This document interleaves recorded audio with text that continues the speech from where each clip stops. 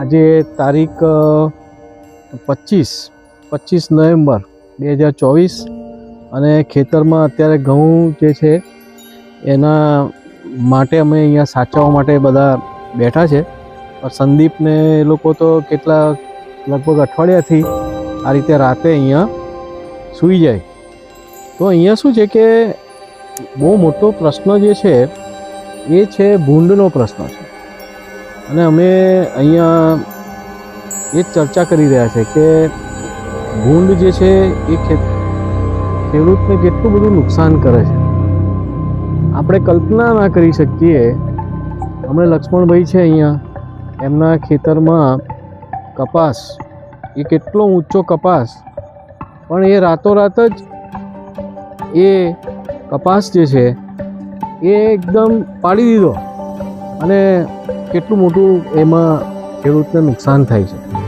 અમારા ખેતરમાં બી ઘણા આઈ થિંક લગભગ ચારેક વર્ષ થઈ ગયા છે, ત્યારે તુવેર કરેલી, તો તુવેર રાતોરાત જ એ બધું ખાઈ ગયા સળંગ.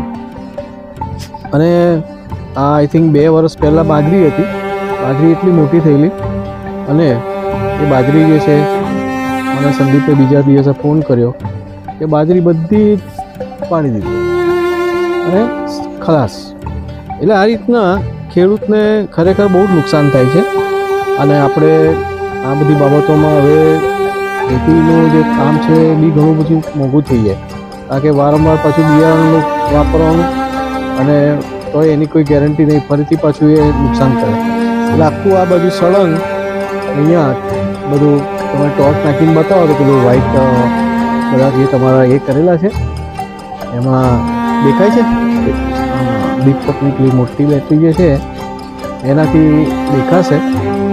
આ બધા જે છે ચારે બાજુ, ખેતરની ચારે બાજુ વ્હાઈટ પેલા કપડાં એ કરીને લાકડી ઉપર, એટલે અને અહીંયા આજે અમે ટેન્ટ બી નાખ્યો છે. એટલે આખી રાત આ રીતે બેસી રહેવું પડે.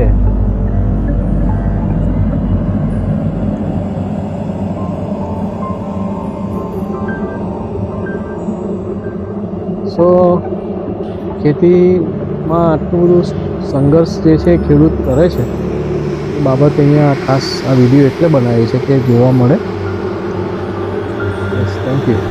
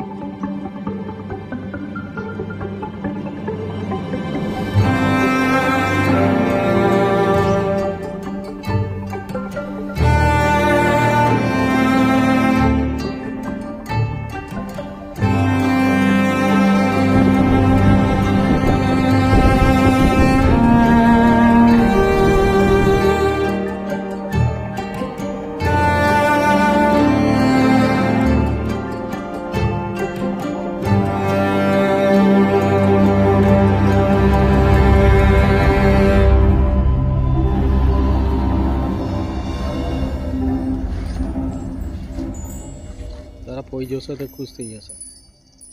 હા, બહુ મોટું કામ કરી નાખ્યું બાપા.